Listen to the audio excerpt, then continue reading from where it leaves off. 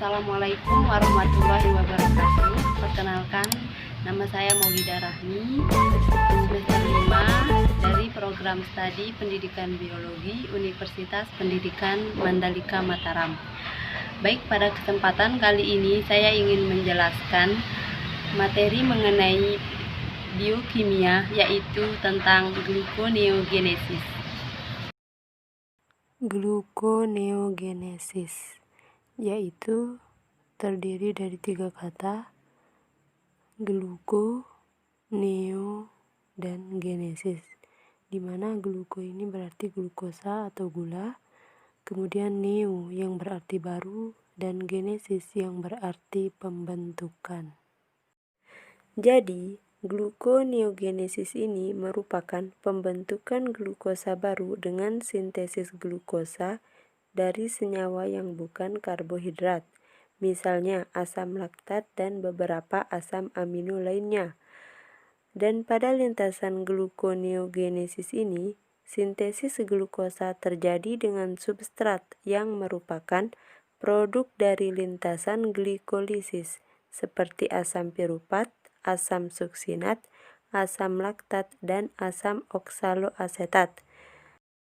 Serta gluconeogenesis ini dapat memenuhi kebutuhan glukosa dalam tubuh yang apabila karbohidrat dari makanan atau cadangan glikogen tersebut kurang memadai.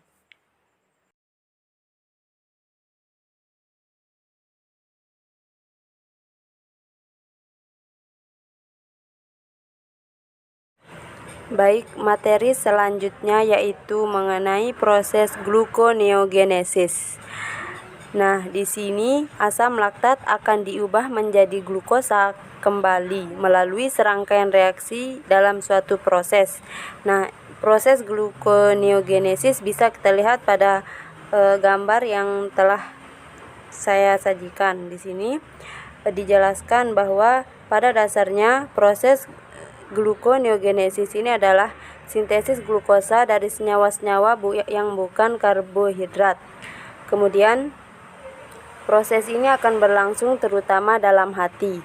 Walaupun proses gluconeogenesis ini adalah sintesis glukosa, namun bukan dari kebalikan proses glikolisis itu sendiri, karena pada glikolisis ada tahap reaksi dalam glikolisis yang tidak reversibel, artinya diperlukan enzim lain untuk kebalikannya. Selanjutnya, ada pengaturan gluconeogenesis, di mana sistem pengaturan juga harus menjamin bahwa aktivitas metabolik hati sesuai dengan status gizi tubuh, yaitu pembentukan glukosa selama berpuasa dan menggunakan glukosa saat glukosa banyak. Hati juga dapat membuat glukosa melalui gluconeogenesis dan menggunakan glukosa melalui glikolisis, sehingga harus ada suatu sistem pengaturan yang mencegah agar kedua lintasan ini bekerja serentak. Aktivitas gluconeogenesis dan glikolisis diatur secara terkoordinasi dengan cara perubahan jumlah relatif glukagon dan insulin dalam sirkulasi. Dan apabila kadar glukosa dan insulin darah turun, maka asam lemak dimobilisasi dari cadangan jaringan adipose dan aktivitas oksidasi dalam hati akan meningkat.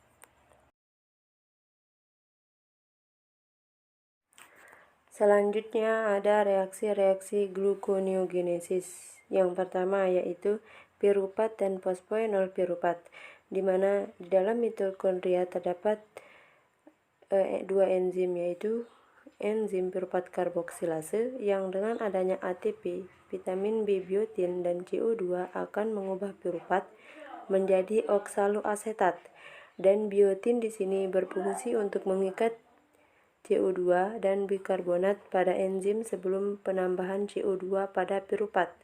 Selanjutnya ada enzim fosfoenol piruvat karboksinase, yang mengatasi konversi oksaloasetat menjadi fosfoenol piruvat dan fosfat energi tinggi dalam bentuk GTP atau ITP yang diperlukan dalam reaksi ini, dan CO2 akan dibebaskan. Jadi, dengan bantuan enzim yang mengatalisis transformasi endergonik ini dan laktat dehidrogenase, maka laktat dapat diubah menjadi fosfoenol piruvat sehingga mengatasi penghalang energi antara piruvat dan fosfoenol piruvat.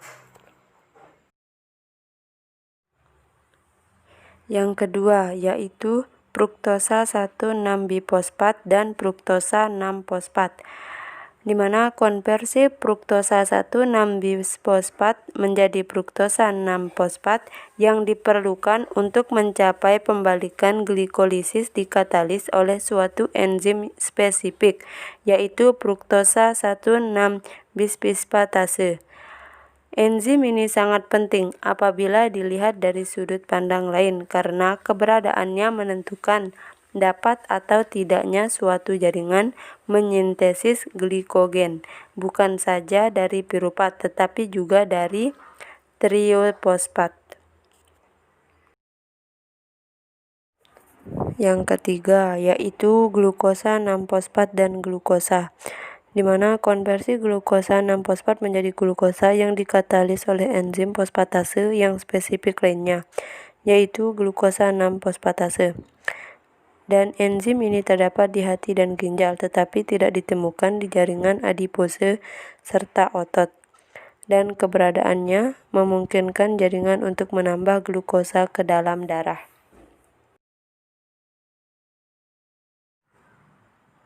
Dan yang terakhir adalah glukosa 1-fosfat dan glikogen, di mana pemecahan glukogen menjadi glukosa 1-fosfat dilaksanakan oleh enzim fosforilase. Dan sintesis glukogen melibatkan lintasan yang sama sekali berbeda melalui pembentukan uridin fosfat glukosa dan aktivitas enzim glikogen sintase. Dan enzim yang penting ini memungkinkan pembalikan glikolisis memainkan peran utama di dalam gluconeogenesis. Selanjutnya, propionat ini merupakan sumber utama glukosa pada hewan pemamah biak dan memasuki lintasan glukogenesis utama lewat siklus asam sitrat setelah proses konversi menjadi suksinil CoA. Dan meskipun lintasan ke arah suksinat ini merupakan jalur utama metabolisme, propionat dapat pula digunakan sebagai molekul yang mempersiapkan proses sintesis asam lemak di jaringan adipose dan kelenjar payudara dengan jumlah atom karbon ganjil pada molekul tersebut. Kemudian gliserol juga merupakan produk metabolisme jaringan adipose dan hanya jaringan yang mempunyai enzim pengaktifnya, gliserol kinase ini, yang dapat menggunakan senyawa gliserol. Selanjutnya, perbedaan antara glikolisis, glikogenolisis, dan gluconeogenesis, di mana glikolisis, glikogenolisis, dan gluconeogenesis tidak dapat bekerja pada waktu yang bersamaan. Oleh karena itu, ATP dan NADH yang diperlukan pada gluconeogenesis harus berasal dari oksidasi bahan bakar lain, terutama asam lemak. Walaupun asam lemak menyediakan sebagian besar energi untuk gluconeogenesis, tetapi lemak hanya menyumbangkan sedikit fraksi atom karbon yang digunakan sebagai substrat. Yang pertama yaitu perbedaan antara glikolisis dan gluconeogenesis, yaitu gluconeogenesis merupakan jalur anabolik sementara glikolisis merupakan jalur katabolik. Kemudian glikolisis merupakan jalur eksergonik sehingga menghasilkan 2 ATP per glukosa. Sedangkan gluconeogenesis membutuhkan penambahan hidrolisis 6 ikatan fosfoanhidrid. Kemudian gluconeogenesis terjadi terutama di hati, sedangkan glikolisis terjadi pada otot dan berbagai jaringan lainnya.